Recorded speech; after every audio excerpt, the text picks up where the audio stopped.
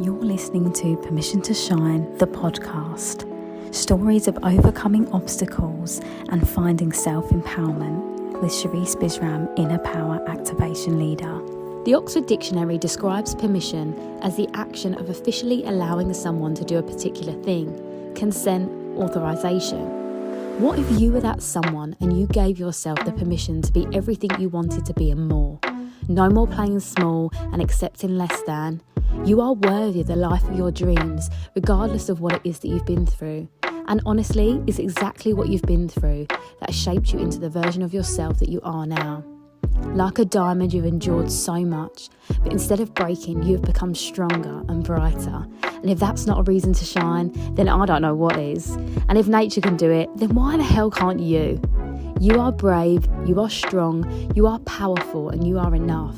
Hear my call and give yourself the permission to shine, because you don't realise how many people are inspired by your light.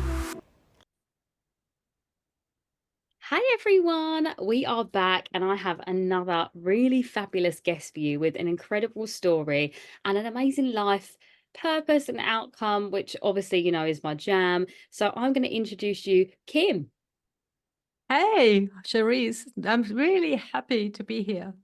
Oh, thank you so much. And Kim, for our audience, please tell everyone who you are, what you do, and where you are in the world right now. Who am I? That's a deep question. How long have we got? So I'll start with the easy digestible stuff. So I'm 60-year-old German. I live in Spain. I have 3 grown kids. I used to be a journalist for the longest time until so many things in my life changed that I felt I needed to change my profession too. So I became a health coach. I work mostly with women, and I am kind of on a muscle mission. So I practice what I preach. I am a competitive Olympic weightlifter at the tender age of 60. Um, and I just want to spread the word that physical strength is going to solve not all, but a lot of your problems. So that's what I'm really passionate about. So if I start going on about this for too long, you just have to stop me. Yeah, Um, definitely. I love it. Anyway, this is like my thing. Strength is, yeah, absolutely my bag. So please, yeah, carry on. and I used to go to the gym when I was younger, but it was always still in this spirit, where you just want to just change the way your body looks and sort of stay fit and things. And when I changed my perspective and just wanted to become strong, everything changed. Everything became more purposeful, more enjoyable, and also much more effective. So that's something that I love sharing. And I think it's important to share it a lot because as women, how do we grow up? What are we told? We're told that we need to be pretty, elegant, tiny, preferably tiny. And so many women just go to the gym because they want to shrink their bodies, which I think is a pity. When we're lucky, we have nice parents. They want us to be educated. So this is all like in our virtue catalog, but physical strength doesn't really appear there. So many women still think this is some 70s Arnold Schwarzenegger pumping iron stuff, when it's actually, for me, it's basic like health and life insurance. Yeah, definitely. And I think we're in a movement now where women are starting to tune into this a little bit more. Like now strong has become the new sexy, which is amazing and I love that. My worry is that it could be a fad. That's my one concern. However, the fact that we are on a body positivity movement in general where, it's a bit more like as long as you're like looking after yourself, it actually doesn't matter what size body you are. I have a lot of friends that compete in weightlifting. So, they're always giving me tips for the gym and all of the things. But obviously, being a professional dancer for all those years, I kind of have my own little routine that I like. But I equally am always up for knowing like new little techniques and things like that. But I really like important part of what connected me to you was obviously the fact that it's not just the physical element of being strong that all ties in. So I'd love for you to kind of tell the audience a little bit more about your journey to getting to where you are now. Yes, absolutely. It's a bit of a saga, and it's about like very scary health problems that I never expected. I was like 45, my kids were pretty small, and I had a full-time job as a journalist. I had my family. We lived in a great house. I thought everything was going perfectly fine. And then one day I picked my kids up from school and I was seeing double, like literally. I was driving the car and I was seeing double, and I thought, oh my God, what's going on? And you can't deny your way out of that one. You have a little bit of back pain, or your knees creak a little bit, and you say, oh, that's got to go away. But seeing double, they have to do something. So went to the doctors, was sent to hospital, spent 6 weeks in hospital. They knew it was some kind of autoimmune thing, but they really couldn't put a name on it because my symptoms were all over the place. After 3 weeks, I was completely paralyzed from the hip downwards. I couldn't wiggle a toe. And this experience has really marked me. I don't want to say traumatized, because I think it sort of it didn't change my brain like in the long term, but it changed my perspective. So I think it marked me, it changed me. I realized how unimportant so much stuff is that we can get crazy about when we don't have any serious challenges, what I call serious challenges about our health. So in that way, I'm actually grateful for that experience because it taught me to appreciate stuff. And I would be complaining about chores, for example. The kids were small. I was working full time. Then in the evening, you have to make dinner, you have to look over their homework and things like that. So when I was paralyzed, I thought, oh, wouldn't it be lovely to be able to do the dishes now? It changes your outlook. So I came home just before Christmas. I was in a wheelchair, had to learn how to walk again. It turned out to be a one-off autoimmune condition. That's called a Guillain-Barré syndrome. And after a year, I was given a clean bill of health, and I was, so happy because I had been through this thing, but it was over, officially over. And then a year later, again, I felt my left hand going numb, and I knew something was wrong. More exams, more checkups, and I had 2 of those relapses, and I was told I had MS, multiple sclerosis, and I needed lifelong treatment. And I found that was a bit of a low blow, because I had this first thing where I thought, come on, this was like horrible to be. I was out of the equation when I was in hospital from one day to the next. Very important lesson, especially for those women who think that, they carry the world on their shoulders. And they think if they are not there, nothing will work. Well, I wasn't there, and I came home for Christmas, and there was a tree and there were presents, and I hadn't done any of it. So the world kept on turning. Very important lesson. But then I had gotten over it, and I thought, wow, now I appreciate life, and I know, how to be grateful after this experience. And then the next blow, like cutting really my legs out from under me this time, figuratively. And those were dark, dark days for me because you feel disappointed. With MS, you have no idea where you're going. You can be wheelchair bound very soon. Some doctors had the kindness to tell me that I might go blind. And said, yes, thank you very much for this outlook. So you don't know. You don't know. And all I knew how to do was actually focus on the moment and think, if I look too far ahead into the future, I'm going to scare myself to death. I'm going to be so afraid. And there's nothing I can do about that. Why not focus on today? Spend time with my kids, whatever I can do, and enjoy that. And I got into meditation, mindfulness, really very helpful with these things.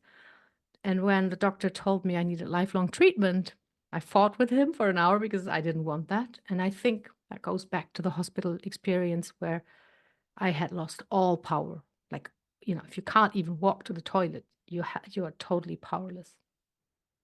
And the idea of needing lifelong treatment was the same. I was going to give my power away again, and I couldn't sway him. I had to start injecting myself 3 times a week, with very unpleasant side effects and everything. But the one thing I decided I was going to do was that I was going to go to the gym and become really strong. And I don't really know where this desire came from. It was just there. And I didn't want to go to look a certain way. I didn't want to go to dabble with pink dumbbells. I really wanted to go there and lift heavy and become strong. I think I felt that wanted my power back, and the most tangible way of that would be to be physically strong. And that led to me getting better, stronger, better. It was absolutely amazing. My neurological checkups lasted like 2 minutes because I was doing so well. And the main part about this is, and I think this played a role also in my recovery because I ended up not needing any treatment anymore. I think it has an amazing effect on your mental health. It makes you feel so good about yourself, so confident, so strong. The way you carry yourself, everything. And it's an effect that comes pretty quickly. So you don't have to train for years. I mean, there's lots of skills that you have to practice for years, and you, as a dancer, you know that.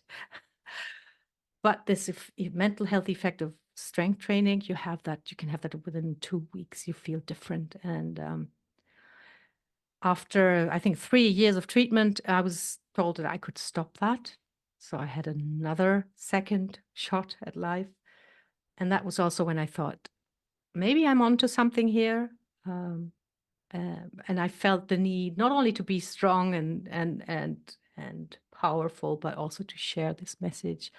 So I became a health coach for women, and now I'm spreading the word that becoming physically strong will improve your quality of life and your health. Yeah, I love that so much. Thank you so much for sharing your story. And I think it's so amazing when we hear, especially in like a really physical way through your story of how, you know, physical well-being affects mental well-being. And it's something that I speak about a lot because obviously I know the effects on myself and the difference it makes. And that's part of, you know, the work that I do with my clients is how we can combine physical health with our mental well-being, because it is all connected.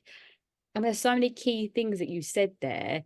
And I think really and truly resilience is obviously one of the main focuses. And I think that for you, in hearing your story, that every time you had a setback, you didn't let the knock consume you. I mean, obviously there would have been times where it was dark and you did, but in general, you were like, okay, what can I do right now? And like you said, you focus on the present moment. And the moment you were able to, you were like, right, I'm gonna build, I'm gonna keep moving forward. And probably maybe that was day by day, but equally that bounce back energy is what's kind of got you forward in all different ways, right? Because even the idea of building strength alone could be overwhelming to you at a point where you were paralyzed in your life. So that would have been like a very long way away. Like you said, if you thought too much about the future, it would have literally broken you down. So I just love the way that you've just really cultivated the moment, but equally had a focus of, this is where I want to go. And your mind's resilience to get you there, but equally your body responding to that. So when it came to going to the gym, your body was like, oh, we're going to do this thing. And then they were feeding each other this beautiful message of like, we're going to do this. And I feel better for doing this. So I'm going to keep doing this. And that really feels like a beautiful song that your soul was singing through your body. And yeah, it's just wonderful to have you as an example of what that actually looks like in physical form, like the manifestation of your mind and your body working together to create not only like healing and health, but also like strength, you know? Yeah, it's something that sometimes we struggle a little bit to grasp that concept. But mind and matter, it's a two-way street. So some people think you really need to have the mindset in place, and then you can do anything.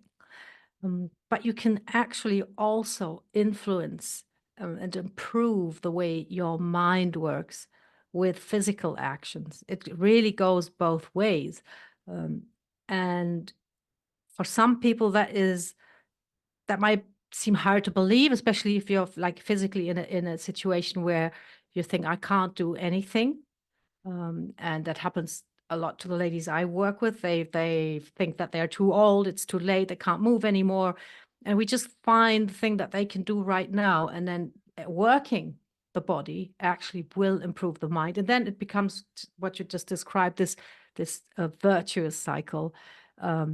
And many of us are caught in a vicious cycle where we feel low, we feel fearful, we think it's too late, so we don't do anything. And because we don't do anything, we get worse. And I always think of it like getting a foot in the door of that vicious cycle. And that could be just something as tiny as, going for a walk, but doing something to turn it around and make it into a virtuous cycle. And yes, you can. I learned this from, actually, you're a performer, so you might know this. I learned this from singers who said when they had like stage fright, they would just stand, focus, and smile, because the physical act of smiling would tell their body and their nervous system that there was no danger and everything must be, if you're smiling, it must be fine. So you can, with these small physical actions, you can actually influence your nervous system, your mindset.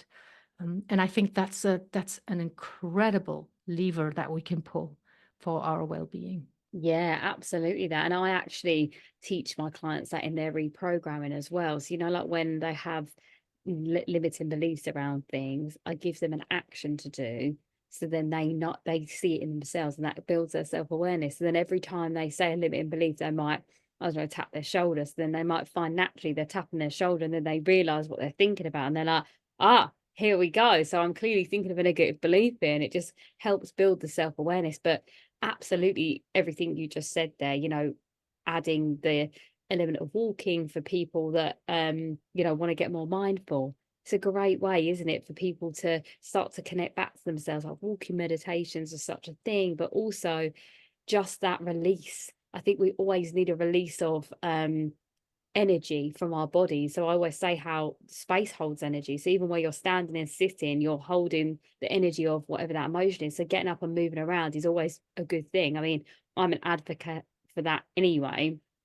And I believe that, the bigger the emotion that you're carrying, the burden, the most vigorous exercise you can do. So if you're feeling really overwhelmed that day, you just need to just release it out of you, go and sweat it out, like run, do spin or ride a bike, like get your adrenaline pumping to release it out. But equally, I tie that in with a mindset as well after that. And it's like, write down how you feel, speak it out, everything is tied in together 100%. So I love that.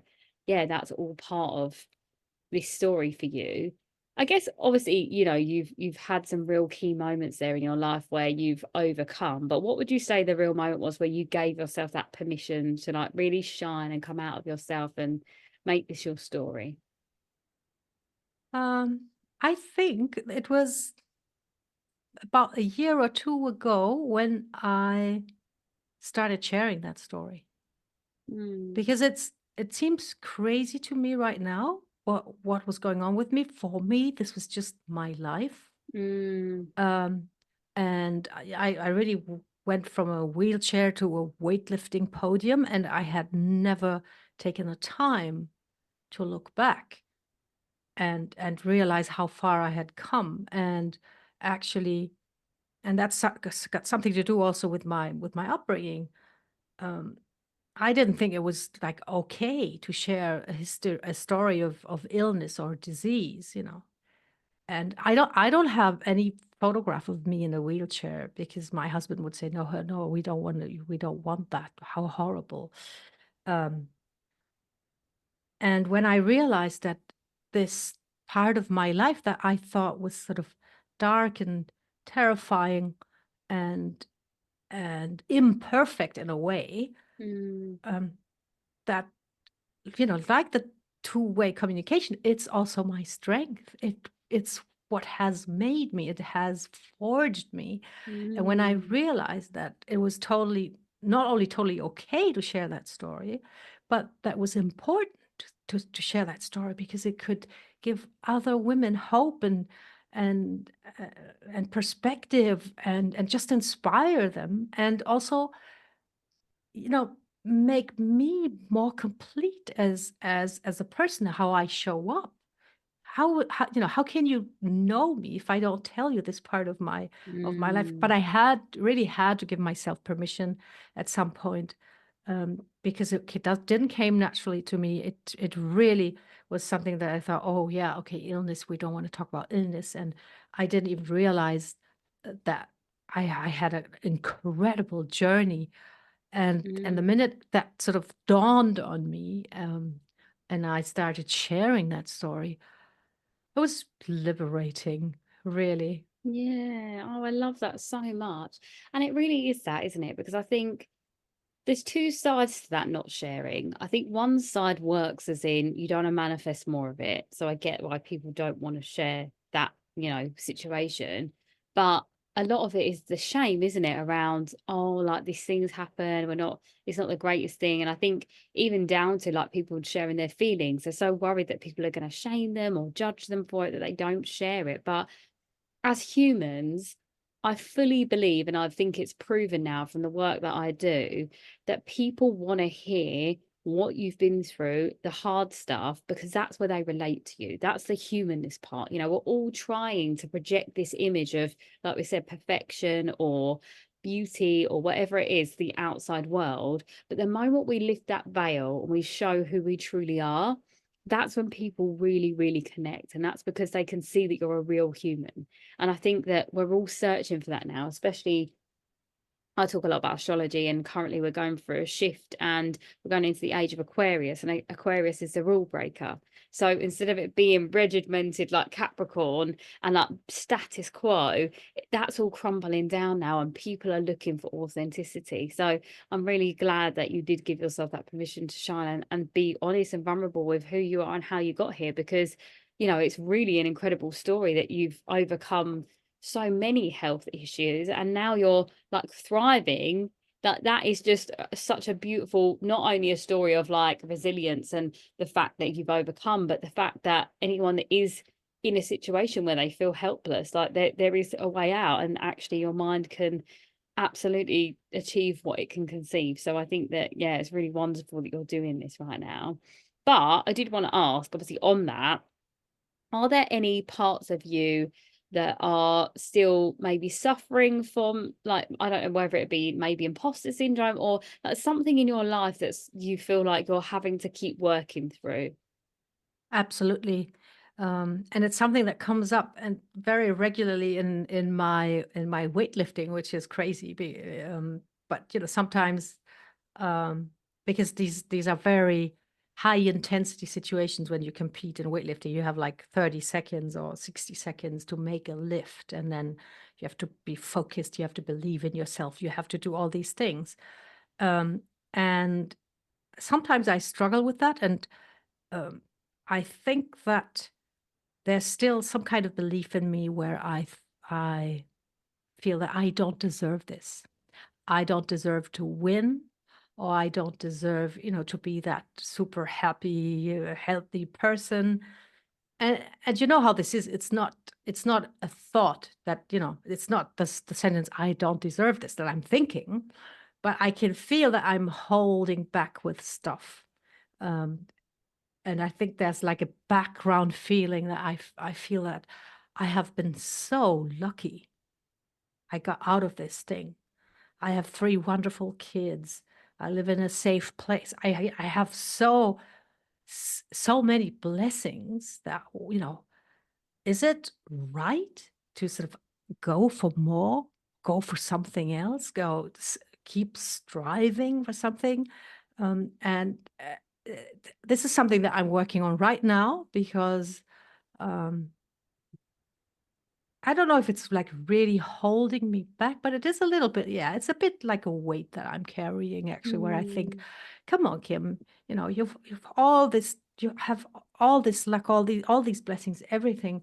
Do you really need to, I don't know, win the championship, or expand your business, all these things? Do like that's something that's gnawing a little bit in the back of my head, mm. definitely. Yeah, but I think that that's like a really beautiful thing as well, isn't it? It's like, wow, like there's expansion here, and expansion feels scary, and almost that, yeah, like you said, that there's a fear of is it too much? But I don't think it ever is. You know, I think that we're ingrained as humans, aren't we, to believe that, oh, that's my lot, I've done the thing, that's me. But actually, there's so much capability there. But equally, I think on the flip side, that does keep us humble. But it's when we don't act upon expanding that it makes it a detriment, right? So I think that you're in a nice space where you can navigate that in a really beautiful way. So yeah, thank you for sharing that, because I absolutely resonate with that too. And that's something I've had to work through myself, is that, you know, that expansion piece on, okay, well, what's next? How can I keep growing? And, you know, do I have the capacity to hold it, and all of these things? And I think, yeah, I think when you're, especially high achievers, like I guess from your career and everything like that, I get the opinion that you are a high achieving person. So it is that, isn't it? It's like, oh gosh, like, can I keep going? But I think the world's our oyster, isn't it? And we can keep striving it as much as we feel in alignment with it. So yeah, really, really beautiful that you shared that. So if someone was to like just look you up and yeah, Google you, what are your services that you offer? How can people work with you?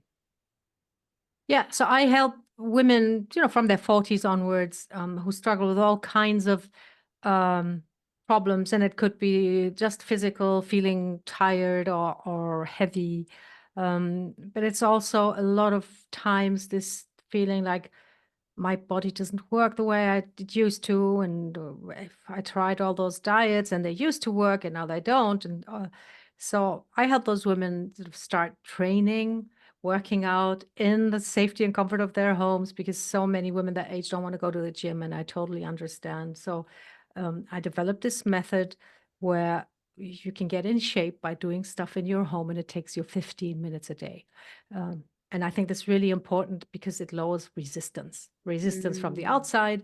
You don't have to drive to a gym. It lowers your resistance from the inside. You know, you can do those 15 minutes in your pajamas if you want to. And I think this is like sort of I try to create the easiest possible access to exercising. Then we complement that with intentional eating, not dieting. We're thinking about how can I actually nourish my body, fuel my workouts, and tons of support, community, because I think that's what many women in midlife lack. They feel quite left alone. Some of them say they feel invisible. So we form a community, and you can start thriving physically and mentally, you know, with just 15 minutes a day. It really does work. And if you want to find out more about that, you can go to my website, which is kimrahir.com. So my name.com, and, you know, where I share a little bit about what I do, how I do it. And there is a free assessment on there that you can take if you want to know where am I at. And I think that's really crucial to get clarity. How strong am I? How able am I in my everyday life to cope with what's up? So it's, you know, it's not a assessment where I just ask you, can you do 5 push-ups? It's how you actually sort of cope in your everyday situations, and also how you know, your confidence, your outlook. And when you take that, you know, you get a few tips from, you know, what's the next best step for you. Because that's a big problem also in our day and age. People want to get fit. People want to get in shape, and they Google and they do things and find things, and there's great stuff out there, but it might not be the right stuff for you, because everybody, you know, has their own physical and emotional history, and it's great to have a really clear image on what your situation is. So that's my assessment on this webpage, kimrahir.com. And then if you want to just look at what I'm up to, my lifting adventures and stuff, you can follow me on Facebook with my name. Yeah, amazing. No, I love that. And I love the sound of what you do. And I think it's so important, especially for, like you said, women that are 40 plus. I think you're so right. Just from even clients that I've had, they completely are in that category for sure. So I know, yeah, a few people that would definitely benefit from listening to this 100%. So I will pop all of your links in the show notes as well for anyone that wants to find you, because I think it's really incredible what you're doing and so needed. I think, you know, we should always, every single one of us, feel seen, heard, and understood always. Yes. And I think that when we don't get that from society, we do need to be creating spaces where we can cultivate that for ourselves. So yeah, like, it's so lovely to see you doing that, and really important as well. So well done you for life. Thank you.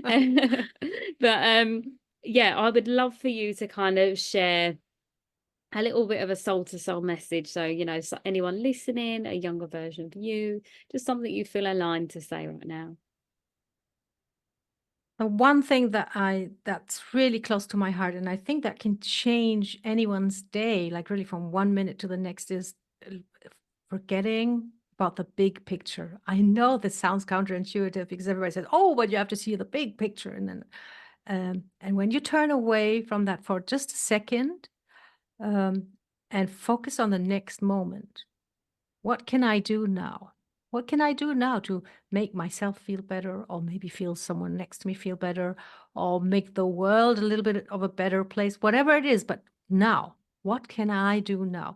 And there's always something, a small thing that you can do. Even if you feel like you're so tired, you're so overwhelmed, think of something really super small that you can do now, and then do it. And as I said before, this could be going for a walk. It could be just having a glass of water or calling a loved one, anything.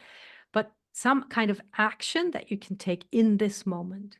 Turn away from the scary future. Do something right now. And that will give you positive reinforcement. You will feel good about having done that. And you can start maybe a virtuous cycle of doing a little bit more because you feel empowered, or you feel rewarded for what you did. But if you like really feel overwhelmed and tired and maybe a bit scared with the world as it's going right now, think about this. What's a small thing that I can do right now, and then do it? No, thank you. It's so true. And I think you're so right. We get so caught up in the big dream and the goal, and we're like constantly striving, that actually we take our hands away from that steering wheel, holding on so tight, and we just enjoy the view for a moment. The next thing comes, doesn't it? It's like one step at a time. So yeah, so beautiful. Thank you so much, Kim, for joining me and for sharing your wonderful story of resilience and overcoming, because I think, yeah, I mean, it's incredible what our mind and bodies can achieve, and what you've been able to do in your life. So yeah, thank you so much. And as I said, I'll pop your details in the show notes for anyone to find you. But thank you so much for joining me. Thank you for having me. If this episode resonated with you, please do like, follow, and share with someone that you know would benefit.